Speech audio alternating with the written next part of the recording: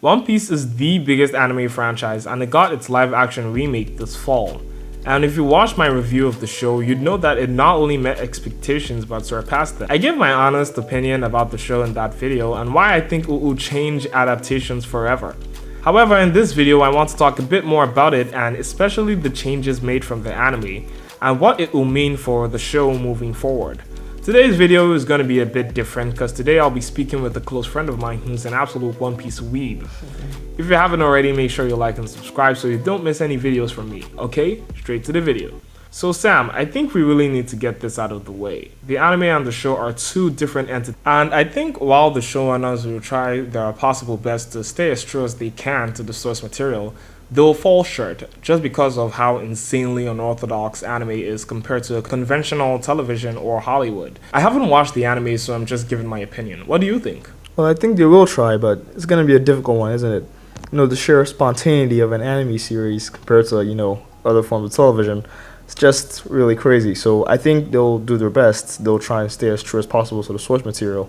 But it's going to be a hard one, and understandably so. So yeah. Yeah, I think it'll be hard, but I also do think they'll do their best. I mean, judging from the season that just wrapped up, they obviously had a huge budget for the set and the various characters and costume designs. And there was even something of a dragon.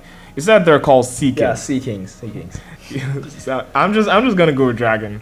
And that dragon Sea King, it looks so real. So right off the bat, I knew they were going to spend a lot of money on this just to try to live up to the anime. Yeah. And I think they did justice on that end. Did you? Yeah, I think so. Yeah. Look, the budget was crazy, intense. I googled it. They spent $18 million per episode. Wow. That's probably the most expensive show. Yeah. Or one of the most expensive shows this year. That's almost as much as House of the Dragon. And for Netflix to spend that much on a show, the Netflix I know, that means they're obviously invested in it. Yeah, it's not something you see often from Netflix, so it was kind of refreshing to see. Yeah, I agree.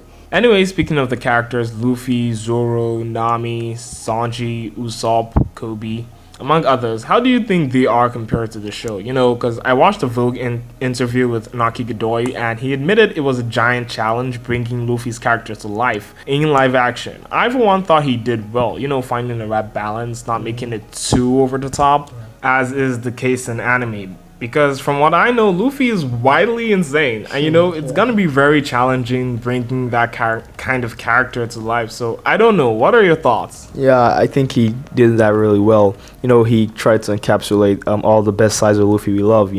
His playfulness, his craziness, his stupidity. And, you got that stupidity part, right? Yeah, and even the occasional seriousness when his friends are in danger. So I think he did really well. He even went the extra mile to kind of leave out all the parts that are too, Luffy. So I think he did really well. Perfect job from Inaki Godoy. And for a character like Zoro, I think they also did a killer job.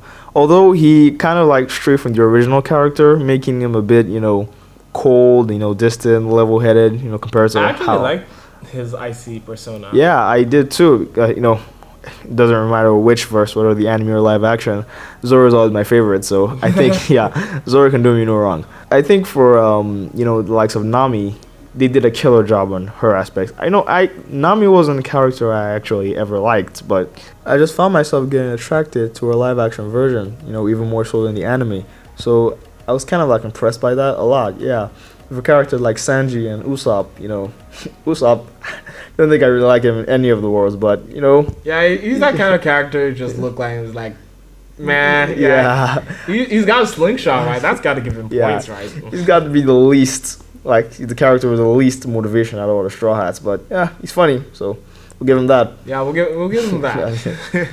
Anyways, but I really liked how the actors really portray the characters and not making them too crazy, because that can be a problem when trying to, especially an anime like One Piece with insanely insane characters like Luffy, and it's gonna be quite challenging to just bring those characters to life. I feel like they did that in such a way that it was right for the story and it still made sense. Yeah. In a live action. So yeah, I've got to give them props on that. They really did well on that aspect. So anyway, let's talk about some of the plot points or story arcs in the live action. Let's talk about the Syrup Village arc with the Black Cat Pirates first, then we'll get into the Baratie and Nami's village. Did the live action do justice to these arcs? Now, obviously, it can't be the same with the anime, but I'd hope it didn't detract too much from the source material. Yeah, I think the arcs didn't detract too much, but when it comes to live action, I think it was just foundationally different. They just chose to edit some major plot points straight from the beginning. Like Garp, for example. Garp didn't make his debut until like episode 350 of the anime, but we get it from the very first episode of live action. So Oh, really? yeah, actually, I was really shocked. Yeah, so I think the arcs weren't that different. There were differences, don't get me wrong, but I think they weren't that different from the source material. They just made some changes to accommodate, all the alterations they made right from the onset. Like, if you look at the Syrup Village arc, Garp and the rest of the Navy weren't chasing them at that point in the original anime, but they already were in the live action. So I think they had to make some chops and changes here and there just to fit the illustration they made. And credit to them, they did it really well. Yeah, you couldn't really, if you just watched the live action, probably like you, couldn't really, tell that, okay, this was so much changed. Did you even notice, Garp? I didn't notice, actually. Exactly. I thought he was like right from the beginning. Yeah, I don't know why they made that decision. Yeah, because while I was watching, that was probably the only thing I could think about. Like, is this true to the source material? Because I, for one, as a viewer, would like to get at least a wide scope of the overarching story. So I hope they can carry it on to later seasons. That's my hope. I just want to have a scope of the story. I don't want to be left out. I just want to get that feeling of what makes One Piece, and I don't want anything left out.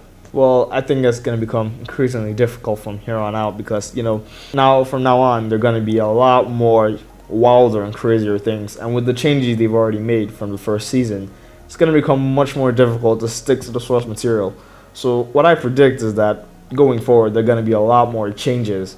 But I've already seen a degree of, accountability from the writers of the story, of live action. So I'm quite expectant. I'm expectant as well. Because, we all know what happened with Game of Thrones, how that ended up being a complete hot mess toward the end. Yeah. Just because they detracted from the books. However, it is up for debate because G.R.R. Martin was a part of the final season, so he obviously saw and greenlit what they did. So that's a valid point we can't leave out. Yeah, that's a valid point.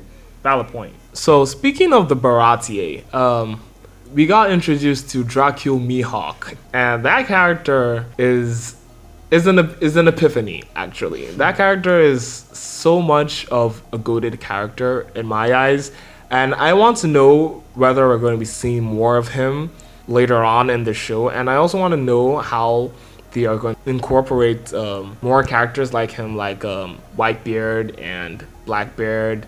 I know all those characters, and I want to know how well they will fit into the live action, because I am genuinely interested in how those characters will fare in the live action. So, what are your thoughts on that? Well, I genuinely think it's gonna be insane. You talked about Dracul Mihawk, and he made his appearance in a clash with Don Krieg, who was supposed to be the main antagonist of the Baradi arc, but he was completely cut short. So that just goes to show how different the anime and live action are. But I think regardless, his character was just as enigmatic as always. So I think they did a really good job on him. But it kind of makes me intrigued to see how they're going to do other characters, like you've been mentioning of Blackbeard, Whitebeard, and the likes. Even Smoker, that guy they showed in the post-credit scene of the last episode? I was smoking. Smoker. Oh, yeah, I know that guy. Yeah, so he was supposed to make his debut before they went to the Grand Line. But they just completely, skipped the whole Lugetown arc. I don't know if they're going to show that again. But, so there are going to be a lot of differences. I can't wait to see how and when they'll incorporate those characters. So, yeah, it's going to be very exciting to see. Yeah, I actually can't wait to see Mihawk in live action, in more of him. And especially when he and Zoro get to actually fight, because that fight in the Barati act, that was more of a preliminary. So I can't wait to see them actually go all out. And well, you're going to have to wait a bit, because even in the anime, they haven't fought. They haven't fought in the anime? Yeah, there's kind of a plot twist there, but I'm not going to spoil that for you. Watch the anime. Okay, so Samuel is indulged me to watch the anime, so I guess I'll have to do that now. So another thing I want to talk about is backstories. Any anime fan will know that an anime isn't complete without the unapologetically long backstories, especially the big three, One Piece, Naruto, Bleach. They incorporated the backstories into their show and it was seamless. However, in doing that, making it seamless, did they leave out vital details, taking away the essence of it, or was it okay and they just succeeded in removing all the jargon? Basically. The latter, definitely the latter. You spoke about vital. They didn't remove any single vital detail. All the backstory of all the crew were perfectly intact. They just left out all the unnecessarily long parts. So I think the backstory is perfect 10 out of 10. They didn't cut it out completely, but they cut out the parts we do want to see. So yeah. Yeah, that's something that is like pisses me off and when watching anime, especially Naruto. Like you can be watching the fight scene and just mid scene, they go into a backstory and like it's 30-40 minutes long and it takes 2 episodes and we're back in the middle of a fight. It's just crazy. So I was already thinking how they would incorporate that into a live action, and I was thinking maybe they could opt into removing the entire thing, and I was happy that they didn't. They actually left the backstories and they just succeeded in removing all the jargon, as you said. And I suspected that was what happened. So it's good that that is the case. Yeah. So basically, I can't wait to see how they enact other story arcs and other plot points that come later on in the story. Yeah, especially some really wild arcs like the Skypiea arc, the Whole Cake Island arc. Those are gonna be really intense. Like you just wonder, like if you think about fights like the fight Luffy versus Katakuri, I think that took over 30 episodes. So it'll be really interesting to see how they implement that one. 30 episodes in one episode, that's gotta be really difficult. Yeah, but we'll see how they fare. Yeah, and also it's gonna be looking likely that they're gonna cut out some arcs entirely, like whole arcs. Yeah, whole arcs, because the first season of the live action only covered like 50 episodes of the anime. So if they're going at that pace, we're talking about 20 seasons plus. I don't think 20 seasons doesn't sound that bad though. I don't think Netflix is ready for that. I'm up for 20 seasons. Yeah, I'm up for it, but are they? One Piece live action. Unlikely, yeah. So I think they're gonna cut out a lot of the original story. Especially arcs like, the Foxy Island arc. What the fuck was that? I never liked it in the first place, but looks like it's gonna be gone, so. We'll just have to see. Yeah. We just have to have faith in Netflix that they're going to do their thing and make it worthwhile our time, so. Yeah, definitely trust Netflix. Yeah. We should trust them, I guess, so. Yeah, no doubt the budget's gonna go up. It's gotta go up. It's gotta go up. Yeah, so. We're talking like Marvel budget. Yeah, per episode. So it's gonna be a difficult one, but I trust them. I trust Netflix. Any final words? Yeah, I think it's gonna be a great watch from now on. It's gonna be an exciting journey. So yeah, looking forward to it. So it was nice talking to you, Samuel, and really good to be here. Yeah, and One Piece was definitely a great show for me. It was definitely a great watch, and I can't wait to. Amazing watch.